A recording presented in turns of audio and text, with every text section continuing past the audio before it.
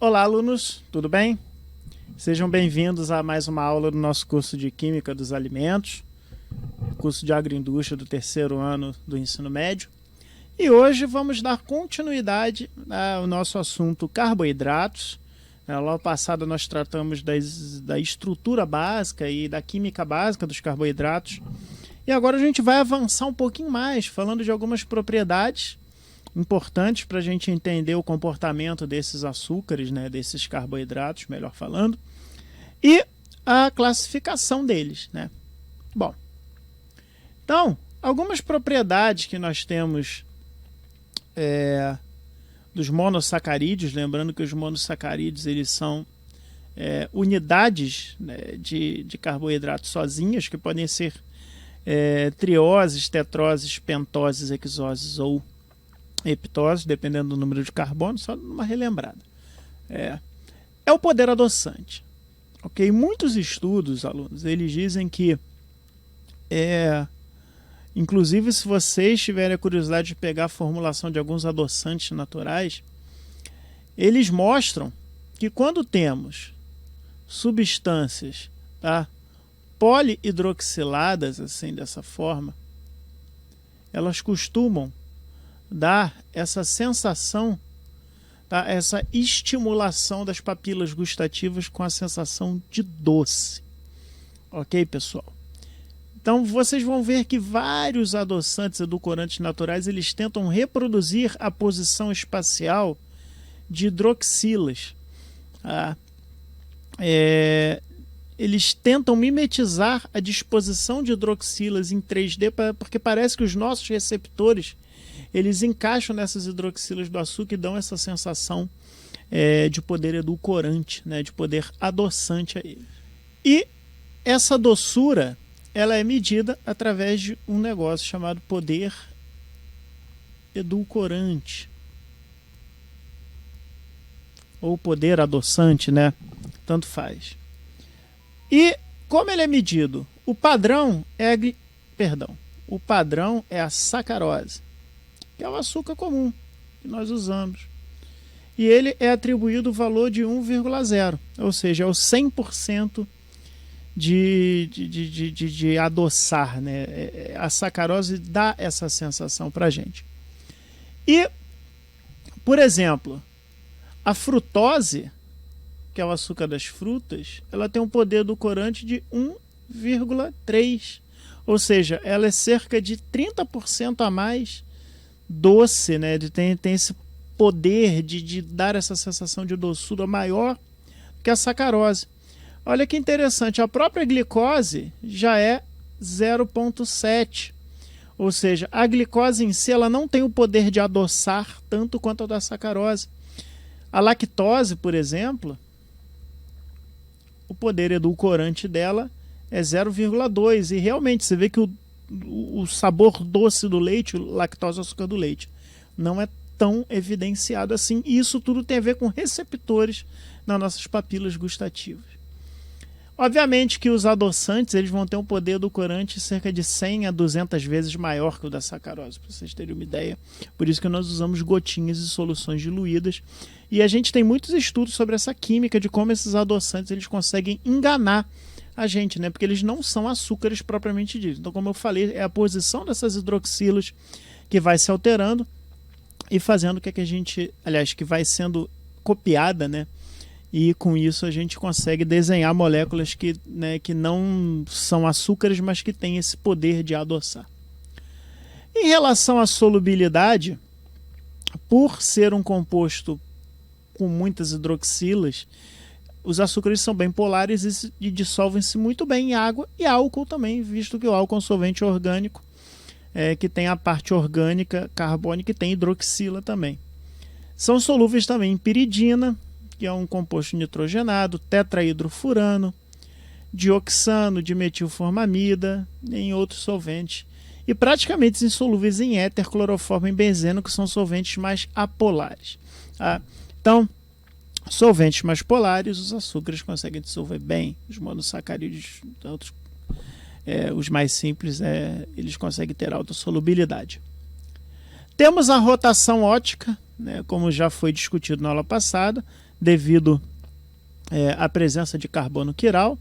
A muta-rotação, que é a alternância do carbono anomérico podendo ficar para cima ou para baixo. A gente vai ver isso daqui depois com calma. Existem alguns açúcares que são redutores, principalmente os monossacarídeos são todos redutores, tá? Isso é uma propriedade dos monossacarídeos, a gente vai ver o que é um açúcar redutor mais para frente.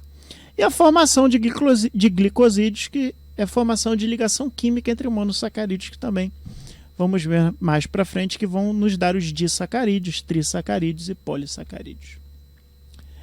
Em relação à rotação ótica, né, quem já teve a curiosidade de rever lá a nossa aula de isomeria ótica, a gente sabe que a gente tem um desvio de polaridade, tá? Quando nós colocamos o açúcar aqui e colocamos uma fonte de luz polarizada nele, ou seja, uma única fonte polarizada, ele vai desviar ou para a esquerda ou para a direita, dependendo de qual é o enantiômero dele, né? E a gente vai ter esse desvio da luz que é caracterizado, né, é característica da molécula quiral. Tá? Então, por exemplo, a sacarose tem uma rotação ótica positiva de 62,5 graus. Então, ele desvia a luz para a direita se for a D-sacarose, né, na forma D de 66,5. Quando você hidrolisa a sacarose, então aqui já está adiantando, a sacarose é um disacarídeo. É uma glicose ligada a uma frutose. Eles se unem e vão formar um disacarídeo. E com isso, com o rompimento desse disacarídeo, eu libero, né, da sacarose, eu libero frutose e glicose. A glicose ela desvia a luz 52,5 graus e a frutose menos 92,4 graus. De forma que a rotação inverte de positiva na sacarose para negativa na sacarose hidrolisada. Porque quando eu hidroliso a sacarose, como eu tenho a frutose girando a luz ao contrário, então no final a gente vai ter um desvio negativo da luz. Ok? E por isso que a sacarose hidrolisada ela é chamada de açúcar invertido. Porque quando eu tenho a sacarose, a solução de sacarose íntegra, ela desvia a luz toda para a direita 66,5 graus. Quando eu hidroliso ela, a gente vai ter cerca aqui de 30 graus negativos, girando a luz para a esquerda. Tá? Que fique claro aqui que a questão do D e L é uma questão de convenção. Não significa, né? Aqui no caso é a D-frutose. A D-frutose ela vai girar a luz para a esquerda. Obviamente a L-frutose vai girar para a direita num outro, porque ela é uma imagem especular. Mas não vamos confundir, porque o D e o L aqui é uma convenção que foi usada para eu escrever a molécula no papel, ok? Que nem a questão do R e o S que a gente viu lá na química orgânica, é uma questão de prioridade de grupos. Não tem nada a ver com girar a luz para a esquerda ou para a direita. O que tem a ver, que a gente vai ver que se ela gira a luz para a esquerda ou para a direita, é o sinal de mais ou menos que a gente vai ver entre parênteses nas moléculas. Mas eu não quero que vocês se atentem nisso aqui agora, tá? Que isso não é importante para a gente. O importante é que vocês entenderem porque que chama de açúcar invertido. Porque se a sacarose está dando mais 66,5, se eu hidrolisar ela, é isso que as abelhas fazem, açúcar invertido é o mel. Okay? Elas invertem o açúcar, mas na verdade elas hidrolisam. E aí ela vai passar a ter menos 30,1 graus de rotação aqui. Ela vai rodar para o outro lado. Por isso que eu inverti o açúcar. A gente chama de açúcar invertido. Muito bem. O que vem a ser a muta-rotação? A muta-rotação é a interconvenção de uma forma anomérica para outra. Ou seja, é a interconversão de uma forma anomérica alfa para beta, tá? Então a gente está falando aqui de interconversão de formas anoméricas. E elas vão passar um tempo na cadeia aberta. Como é que isso vai funcionar? Vejam bem aqui, pessoal. Aqui nós temos a alfa D, olha o sinalzinho de mais, significa que ela gira a luz para a direita. A glicopiranose. olha que interessante. Ela aqui, como a gente viu na aula passada, a hidroxila está para baixo do plano. Tá? Isso daqui é uma forma de representação mais real. Tá? Não quero que vocês se assustem com isso, que a gente vê mais os hexágonos. Né? Esse daqui ela está naquela conformação que a gente chama de conformação cadeira. Tá? A gente não estudou isso a fundo lá na química orgânica, mas daqui ele mimetiza melhor aquele ângulo de 109 graus e 27 minutos que a gente tem da ligação sigma simples, tá? Que você tem aqui, que você tem o hidrogênio para cá também, que está subentendido. Lembre que isso daqui é uma fórmula de átomos ocultos, ok? Então isso daqui é a forma espacial real dele, que é uma forma que parece uma cadeira, que aqui é como se fosse onde a gente coloca a cabeça, aqui é onde a gente coloca o pé. Tá? E aqui tem um planinho de simetria aqui, ó. E vocês veem que a hidroxila está para baixo. Então isso é a forma alfa. Quando a hidroxila está para cima do plano, ó, vou traçar o plano aqui, ó, ela está na forma beta.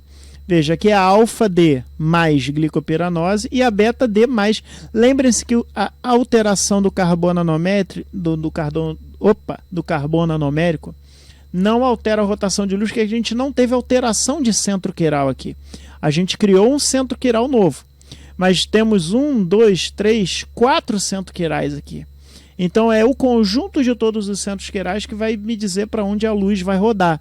Nesse caso aqui ele está rodando 18,7 graus para a direita. Tá? Por isso está com sinal de mais.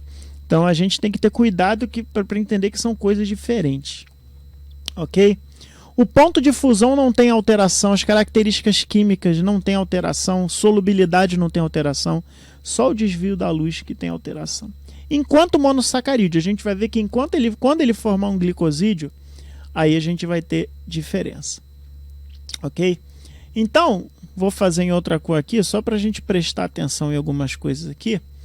Olha o que está acontecendo. Ela está na forma cíclica, que eu falei para vocês que é mais estável.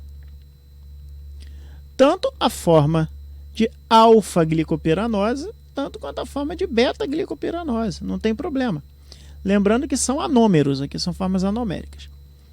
O que acontece? Só relembrando que essa hidroxila aqui, que é a hidroxila tá, do carbono 5, ó, esse é o carbono 1, 2, 3, 4, 5, 6. Ela vai atacar essa carbonila aqui para fazer essa nova ligação de M-acetal que a gente descreveu na aula passada. Ok? Então, uma ligação M-acetal, que a gente tem um éter aqui ligado à hidroxila. E veja bem, então, como eu falei para vocês, dependendo do plano que esse ataque ocorrer, ele vai ficar com a hidroxila para cima ou para baixo. Vejam que a seta do equilíbrio químico, lembrando que isso daqui é um equilíbrio químico, tá? Essa reação de interconversão, ela é muito mais para cá e muito mais para cá. Vocês estão conseguindo ver isso? Porque é a forma mais estável. Lembre-se que pela lei de Le Chatelier, o deslocamento de equilíbrio ele sempre procura a estabilidade, a forma com menor energia. Perdão, não é princípio de Le Chatelier, é a alteração do equilíbrio, né? Falei errado. Na verdade, o princípio mesmo de conservação de energia, tá? É termodinâmica química isso daí. Então, o que acontece? Obviamente, o princípio de Le Chatelier seria se eu tirasse essa forma daqui, né, eu ia ter um deslocamento de equilíbrio nesse sentido. Não vem o caso aqui agora. Mas voltando. Então, o que acontece? Mas, obviamente, tem uma pequena parcela aqui, tá? De uma reação que acontece numa velocidade muito menor, numa constância muito menor, dela ficando na forma linear, mas rapidamente ela vai voltar para cá ou para cá. O nome disso é mutarrotação, e isso acontece em todo monossacarídeo. Então tem uma oscilação dele na forma alfa e na forma beta. Então, por exemplo, aqui nesse caso, que é o caso da alfa-glicose, a gente vai ter a alfa-glicose tem um poder rotatório específico de mais 112 graus e a beta-glicose de 18,5. Uma solução recente de glicose apresenta o poder rotatório específico inicial de 112, tá? Que diminui gradativamente até mais 52,5, onde permanece constante. O que é esse ponto de 52,5 que ele está falando aqui? É o ponto de equilíbrio. É quando esse equilíbrio alcançar. Então eu vou ter equilíbrio para cá e equilíbrio para cá. Isso tudo coexistindo numa forma de uma forma que você não vai perceber alteração ali, embora a alteração esteja acontecendo. Lembre-se bem dos conceitos de equilíbrio químico aqui. Ok? Então isso é a muta-rotação, essa autoconversão de forma alfa e beta dos açúcares. Agora, falando dos açúcares redutores, carboidratos redutores são capazes de reagir com reagentes redutores, devido à presença em sua molécula de grupos aldeído ou cetona livres. Então, que isso daqui fique bem guardadinho na cabeça de vocês, que nós temos carboidratos redutores, ou seja, que fazem reação de redução, quando ele tiver grupos aldeído ou cetona livres. Tá? Ou seja, vou voltar nesse slide aqui anterior. Se a gente tiver ele nessa forma numérica, lembrem-se, aqui, que esse carbono virou esse oxigênio aqui dessa carbonila virou esse oxigênio heterocíclico aqui. Eu anulei, nesse caso aqui, o aldeído. Ele virou um éter, tá? Uma formação de reação de M-acetal aqui. Então, se ele está na forma de M-acetal aqui, ele não é mais redutor. Ele só é redutor enquanto tiver com aldeídos, né? No caso com a carbonila livre. E a capacidade de reduzir o íon cobre, né, serve como base para a reação de Fehling e Benedict, uma reação que a gente estudou lá na química orgânica, lá no ano passado, no segundo ano, que é uma reação que eu falei que a gente voltaria, que ela é específica para a gente determinar carboidratos redutores. Então, quando eu tenho a muta-rotação e ele fica nesse momento aqui, na forma de cadeia aberta, o cobre rapidamente vai reagir aqui. Tá? Você vê que aqui o cobre ele é 2+, ou seja, ele tem 2 elétrons. Ele agora vai passar para 1+, ou seja, ele tem 1 elétron, ou seja, ele vai absorver, tá, 1 elétron aqui desse carbono, e com isso a gente vai ter a transformação de um aldeído em um ácido carboxílico, que é o gluconato, tá, que é derivado da glicose. Tá? O ácido glucônico é a glicose, tá? C6H2O 5, vamos escrever diferente aqui, tá?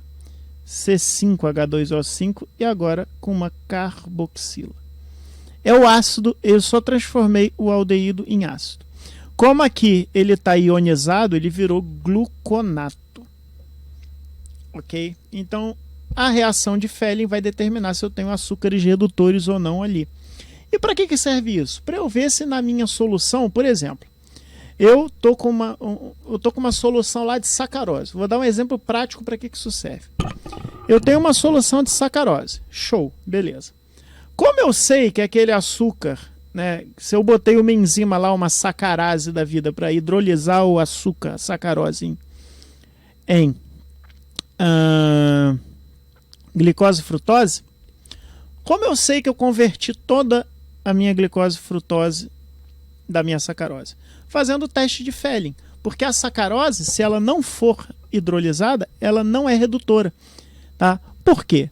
Nos açúcares redutores, olha só, perdão, nas formas de piranosídeo ou furanosídeo, né, na forma cíclica, eu tenho um problema que eu não tenho o meu carbono livre. Tá? Porque ele vai estar envolvido em uma ligação. Porque vocês vão ver que a ligação ela é feita exatamente nesse oxigênio desse carbono anomérico aqui. Então acabou. Ele não fica mais disponível. E com isso eu não consigo mais fazer a muta-rotação dele. Então a propriedade de muta-rotação é muito importante para essa característica do açúcar ser redutor ou não. Beleza? Então é isso. O que vocês têm que saber é que o açúcar redutor ele tem a sua carboxila livre, tá? Ou na forma de aldeído, carbonila, ou na forma de aldeído no caso das aldoses, ou na forma de cetona na forma das cetoses. Ok? E a redução das soluções amoniacais de prata, né, é uma outra reação que a gente tem, que é a reação de Tollens, tá? Que a única coisa que muda, em vez de usar o cobre, né? O cobre 2, ele é azul, tá?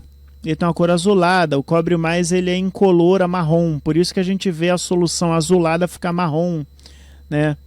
Que a gente diz que a reação de Fehling deu positivo, porque você teve redução do açúcar. No caso da reação de Tollens, a prata amoniacal, que ela está na forma de Ag+, ela vai virar Ag0, ou seja, prata metálica, vai depositar um espelho de prata. Depois eu vou deixar o link aqui na descrição, quando a gente estuda essas reações de carbonilas, né? Então eu mostro o espelho de prata, vou deixar o link para quem quiser revisar isso daí. Tá? Mas enfim, açúcar redutor é isso, você ainda tem a capacidade de transformação, né? De oxidação desses açúcares, ou seja, eles vão oxidar e alguém vai se reduzir. Quem se reduz nesse caso ou é o cobre na solução de Fehling ou a prata na solução de Tollens. Então aqui o exemplo, tá, da solução de Tollens, a gente tem a glicose, ela faz a multa-rotação e num momento ela vai virar aldeído, e esse aldeído, quando encontra a prata amoniacal, ela vai formar de novo o ácido glucônico, ou gluconato, digamos assim, mais a prata metálica. E obviamente que agora sim, pelo princípio de Le Chatelier, eu estou diminuindo aqui, veja que temos um equilíbrio químico aqui. Só que isso está sendo consumido. E rapidamente eu tenho a minha muta-rotação acelerada, tá? Porque já que eu tenho essa concentração diminuindo aqui, o meu equilíbrio pelo princípio de Le Chatelier, agora falando corretamente, né? Ele vai deslocar esse equilíbrio da muta-rotação a ponto de virar, de abrir essa cadeia da glicose para que ela fique na cadeia aberta. Então, todo monossacarídeo é redutor por causa disso. Agora, quando o carbono anomérico está envolvido na ligação glicosídica, que eu falei para vocês, ela não pode assumir a forma linear pelo simples motivo, né, do carbono anomérico estar ocupado na ligação. A gente vai ver, aqui é o exemplo da lactose, que a gente tem uma glicose e uma galactose. Aqui ficava o carbono anomérico, que não existe mais. Tá? Ele agora faz parte de uma ligação chamada de ligação glicosídica. Então isso daqui, ele não faz muta-rotação.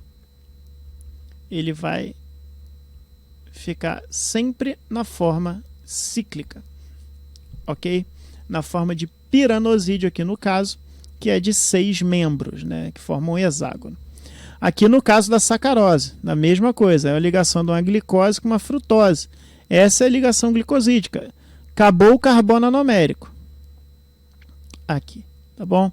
Então, como ela não consegue mais fazer a muta-rotação dela, tá? Porque ela precisa do carbono anomérico aqui livre para ela fazer a muta-rotação, então a gente tem aqui o impedimento de reação com reagente de Tollens e reagente de Fehling. E como são formados esses glicosídeos? Então, essa é a propriedade que a gente viu importantíssima dos glicosídeos, na verdade, perdão, dos monossacarídeos, é a capacidade de formar glicosídeos ou acetais. Tá? Formação de acetal é o que a gente viu. Ou você forma um M-acetal ou um acetal, que é a ciclização da molécula, que é quando o aldeído reage com álcool. Quando o aldeído reage com álcool, eu tenho um M-acetal. A gente tem agora uma esterificação, que nem eu mostrei para vocês aqui, com hidroxila. Tá? Ok? Aí, obviamente, se eu continuar adicionando essa hidroxila aqui, eu continuar adicionando álcoois nela, eu vou ter agora a formação de um acetal. Que eu tenho um éter para cá e um éter para cá continuando. Tá? Então essa é a diferença entre um M-acetal e um acetal no caso dos aldeídos. Tá? Então, recapitulando. M-acetal quando tem um aldeído com álcool. Eu vou formar um éter com uma hidroxila terminal. Se eu adicionar outro álcool aqui, agora eu vou ter 2 éteres interpelados aqui Tá? O nome disso é acetal. Agora, a única diferença do acetal para o cetal é que agora que a gente tem uma cetona fazendo essa reação. Tá vendo? Então aqui a gente vai ter a mesma coisa, só que a diferença é que aqui tem um outro grupamento orgânico e não um hidrogênio. Aqui a gente tem um cetal. Isso é só para mostrar a classificação química para vocês. Tá? Então, quando eu pego a alfa, porque a alfa, a hidroxila está para baixo do plano, aqui do carbono anomérico. Tá? Sempre lembrar de achar o carbono anomérico, que é o carbono aqui do vértice do lado do oxigênio, que é o carbono que foi atacado por esse oxigênio da hidroxila da cadeia aberta. Glicopiranose, tá na forma fechada. Isso daqui, quando eu reajo, tá, já é um M-acetal. Ele é um M-acetal. Se eu reagir com outro álcool, tá, esse oxigênio vai atacar aqui, ok? Vai retirar essa hidroxila e agora eu vou ter esse álcool preso aqui. Agora eu tenho um acetal. Tá? E eu formei um metilglicosídeo, porque é um glicosídeo, é um açúcar que foi metilado. E eu libero água na minha reação. Agora, e se aqui tiver um outro açúcar? Essa é a ligação glicosídica. Pegando essa característica química dos glicosídeos de terem hidroxilas, qualquer glicosídeo, qualquer hidroxila dessa pode ser adicionada ao carbono anomérico. Simples. Por isso, esses glicosídeos, além de formar cadeias lineares, como a gente vai falar da amilose, que é um dos componentes do amido, aquela cadeia linear, bonitinha assim, né? Elas podem ramificar, porque outras hidroxilas podem fazer ligação aqui. Tá? Por exemplo, a hidroxila desse carbono pode fazer ramificação ligando com outros açúcares. Mas vamos entender primeiro como é feita a ligação propriamente dita de dois açúcares que estão lineares. Tá? Então aqui temos um M-acetal de um açúcar. Tá? Lembrando que o M-acetal é onde está o carbono anomérico. Carbono anomérico.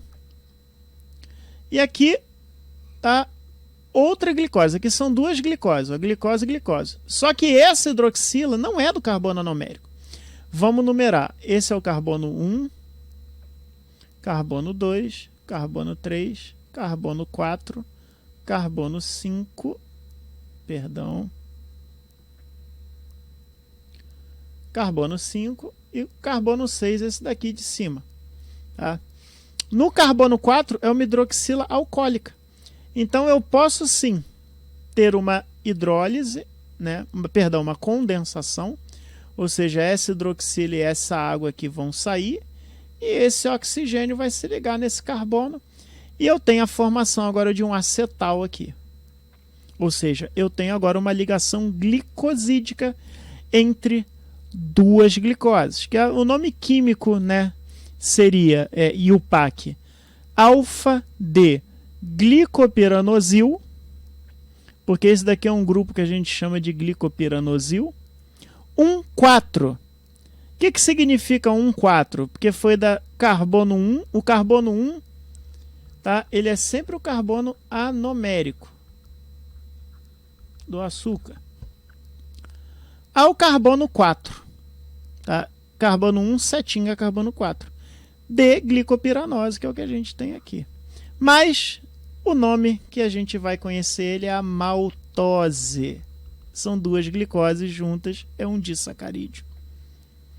Ok? Isso é uma ligação glicosídica. Por que alfa 1,4? Tá? Na verdade, a gente vai chamar essa ligação de alfa 1. Essa é a forma correta de escrever, tá, alunos? Porque o carbono anomérico aqui que está participando da ligação é alfa, que ele está para baixo do plano. E ele vai estar no carbono 1 por consequência, e ele está reagindo com o carbono 4. Então aqui a gente tem o quê? A gente tem uma sequência, se a gente pegar um polímero de glicose, de ligações alfa 1, 4. Ok? Esse carbono aqui da ramificação, além da ligação alfa 1, 4 aqui, ele vai ter uma outra ligação de ramificação que é chamada de alfa um 6. E depois a gente vai ver como é que funciona. Aqui são as ligações de ramificação, porque ele vai estar envolvendo agora o carbono 6 com o carbono 1 do próximo. Aí a partir desse daqui vai voltar a ser a alfa 1,4, porque ele vai ficar linear. Tá? Depois a gente vai ver isso daí com mais detalhes. Então, alguns exemplos aqui, tá? Que só repetindo o que eu falei, a hidroxila do carbono anomérico de um monossacarídeo pode reagir com o grupo hidroxila ou até nitrogênio de outro composto para formar a ligação glicosídica. A gente vê isso no DNA. Tá? Na verdade, aqui, o ATP, na verdade, é um RNA, um ácido ribonucleico, porque a gente vê que aqui as duas hidroxilas estão completas. Tá? Lembrando que no ácido ribonucleico, desoxirribonucleico, essa hidroxila aqui é um hidrogênio só, um desoxi. Então, olha só que interessante. Só que aqui, em vez de fazer uma ligação do carbono anomérico com oxigênio, ele ligou com nitrogênio, que é a base adenina. Aqui a gente tem uma base de açúcar, tá? Adenosina trifosfato, porque a adenosina é um açúcar de 5 carbonos derivado, né? Lá é uma pentose, é uma cetopentose, na verdade, né? Porque ela é derivada de uma acetona desse anel furano aqui. A lactose, ela já vai ter uma ligação beta 1,4. Por que beta? Vejam bem, o hidrogênio está para baixo, logo a hidroxila estava para cima. Por isso que a ligação, tá? Como esse hidrogênio está para baixo aqui, mas preste atenção, vocês têm que se ligar aonde está o carbono anomérico. Porque muitas vezes vocês vão ver um açúcar assim, ó, com a ligação assim. Isso significa que nesse açúcar que está ligando aqui no caso, a hidroxila alcoólica do carbono 4 estava para cima. Mas basta, tá? A gente tem que analisar esse lado aqui, ó. Tá? A gente tem que ver para qual posição. Se o oxigênio está para cima do plano, então é uma ligação beta. Ok? Uma ligação beta 1,4. Então a lactose, tá? A gente tem a galactose aqui primeiro, numa ligação beta 1,4 com a glicose. Ok? Essa é a lactose, que é um disacarídeo. Ok, também, que é o açúcar do leite. Então já entendemos agora, vocês viram, né? A gente viu isso no ano passado, quando a gente estudou tecnologia do leite, que a lactose era quebrada em galactose e glicose. E o nosso organismo tem uma enzima chamada isomerase, que transforma a galactose em glicose também. Ok? Por isso que o leite, né, é uma fonte rica de açúcares e nós transformamos toda a lactose em glicose, porque até a galactose formada vai ser transformada em glicose no final das contas. E aqui a gente tem alguns derivados de açúcares de 6 carbonos com importância biológica. Essa é a família da glicose, essa é a beta-glicose, tá vendo? Beta-glicose com hidroxila para cima. A gente tem a beta-glicose 6-fosfato, beta-de-glicosamina. A glicosamina, ela substituiu uma hidroxila por uma amina. N-acetilglicosamina, isso daqui quem viu lá na microbiologia, né, viu que faz parte, tá, da parede celular bacteriana, um N-acetilglicosamina e N-acetilmurâmico ligado. Olha o N-acetilmurâmico aqui, tá vendo? Ele tem um N-acetil aqui e tem um grupamento R, que é o ácido murâmico aqui, que é esse daqui. Então são todos derivados de açúcares. Temos os aminoaçúcares, como a galactosamina, a manosamina, tá? Que é a única diferença que, em vez de ser uma galactose, é uma manose. Então aqui tem diferença da posição do nitrogênio. Os deoxiaçúcares, né, que são açúcares que perderam, por exemplo, aqui a fucose. A fucose, ela, além de ter essa metilação aqui, que é diferente, ó, vejam bem, que era uma hidroxila que ela ganha uma metila, perdão. Na verdade, você tirou essa esse OH aqui, ela virou uma metilo. Ele tem essa perda aqui, mas vocês veem que ele mantém o anel furanosídico da glicose. Temos a raminose. Então, isso aqui são alguns exemplos. Tá? O glucoronato, onde a gente tem aqui a oxidação do CH2OH numa carboxila. O gluconato, que a gente já viu, que é o açúcar redutor, né? Que é quando a gente tem a transformação do aldeído no ácido carboxílico.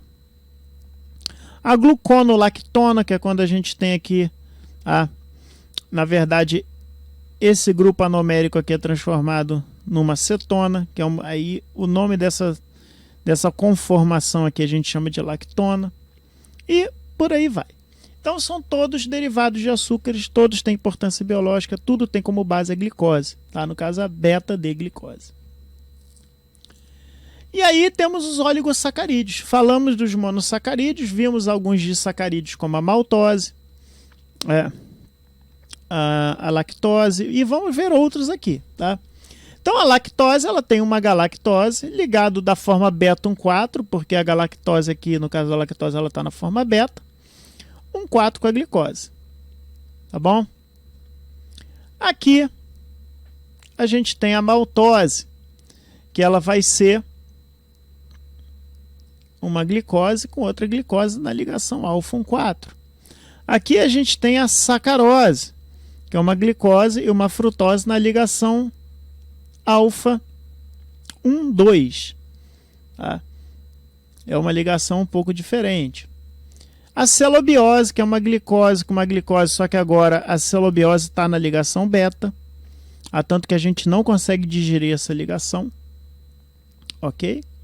A celobiose é um polímero de celobiose vai gerar a celulose, tá? Celobiose. Celo vem de célula, tá? E tem a ver com a célula da planta, que o revestimento da célula da planta é celulose, que é um polímero de açúcar, tá? De glicose, só que está na ligação beta.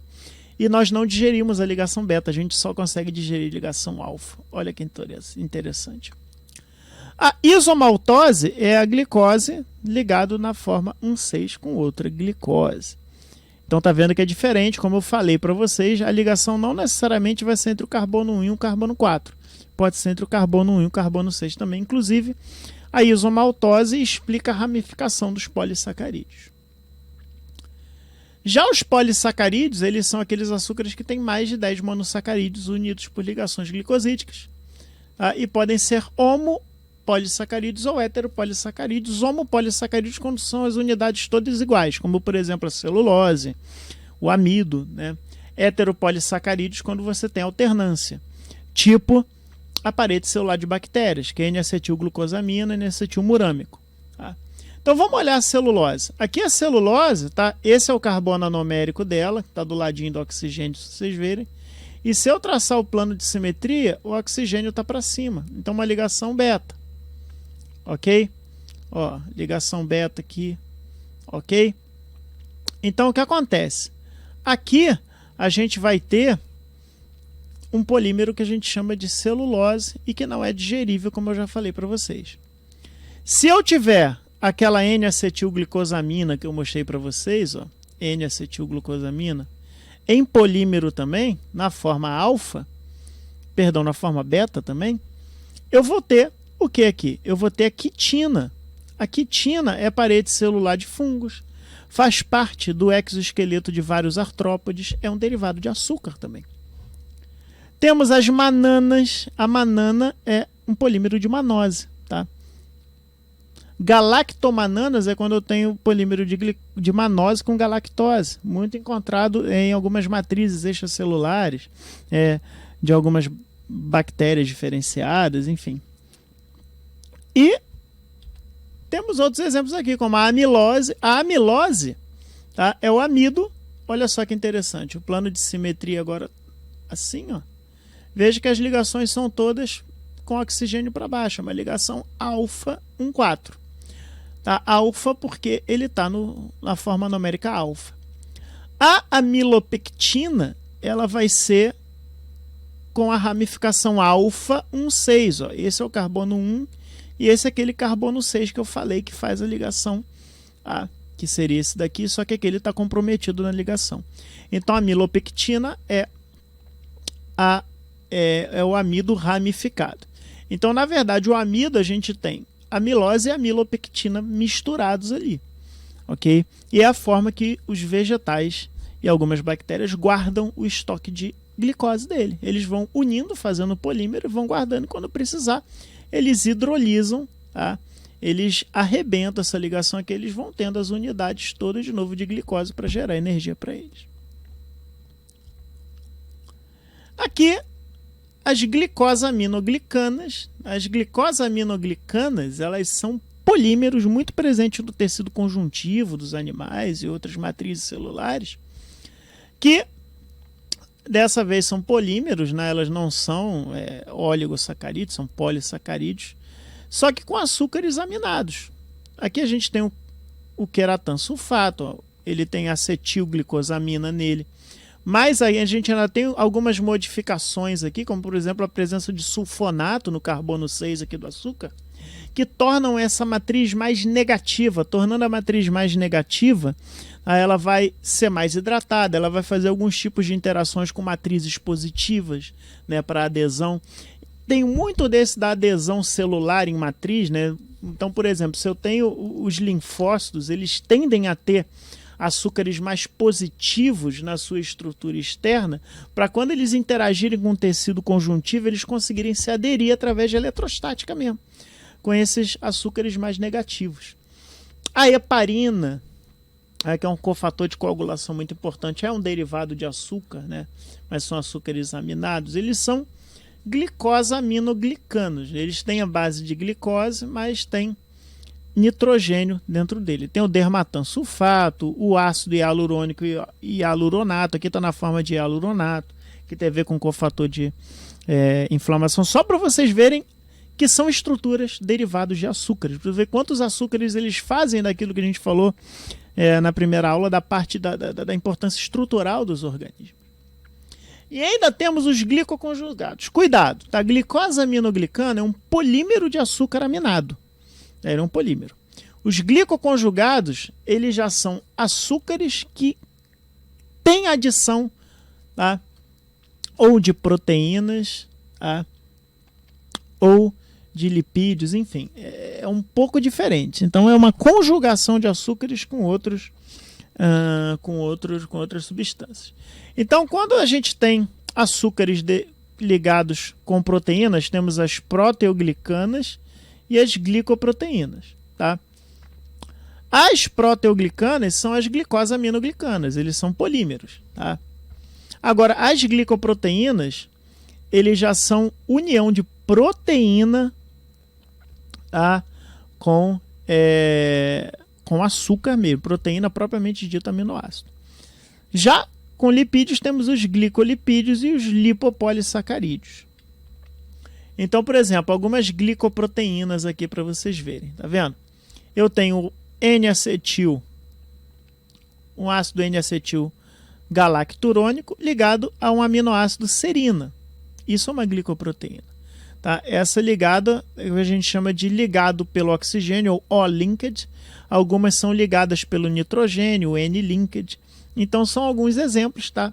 De conjugados de proteína. Aqui a gente não tem um açúcar aminado formando polímero, mas sim uma mistura, tá? Para ficar bem claro, entre açúcar e proteína. Esse já é um glicolipídio. Olha que interessante. Eu vou ter uma base de açúcar aqui, tá? Que é uma cadeia específica de açúcar, e ligada a eles lipídios. Ó. Então isso é um glicolipídio. Tá? Isso daqui, tá? É uma coisa que existe nas bactérias, né? Que a gente chama de LPS, é o lipopolissacarídeo. Tá? E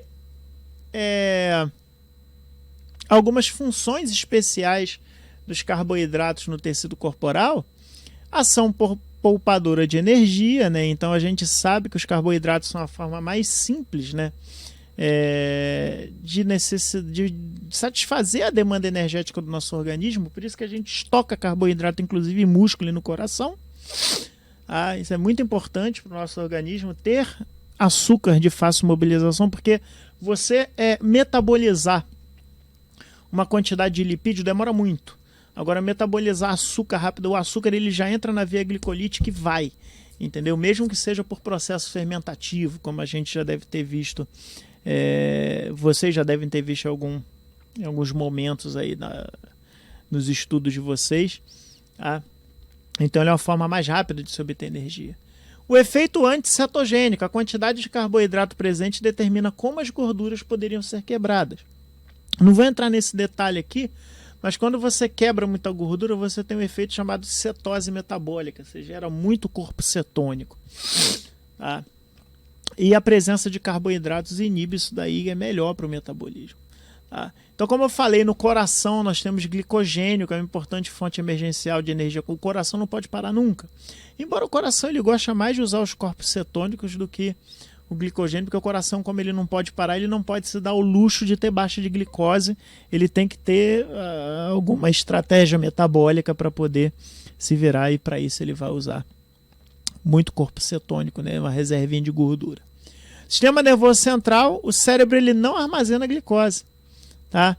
E isso é interessante, mas ele consome glicose, ele não consome os derivados das gorduras, os corpos cetônicos que eu falei. Então, por isso que uma hipoglicemia arrebenta você desmaia. Você tem que, aí na verdade a gente tem uma estratégia do nosso corpo que é produzir glicose a partir de proteínas, que é a gliconeogênese, justamente para manter a glicose sempre no nível o mais aceitável possível, no mínimo possível, para o seu cérebro não ter esse problema. Então, para você ver a importância dos açúcares para o metabolismo do cérebro. A digestão dos açúcares é feita na boca, através da saliva. A saliva tem a digestão inicial, né? Uma enzima chamada pitialina, que é uma amilase, se levar. Então, o amido ele é hidrolisado na boca inicialmente para transformar em pequenos açúcares. Tá? São as nossas glândulas parótidas que produzem. Então, mas só que ele hidrolisa 3 a 5% do total, tá? Liberando destrinas. As destrinas são polímeros, né?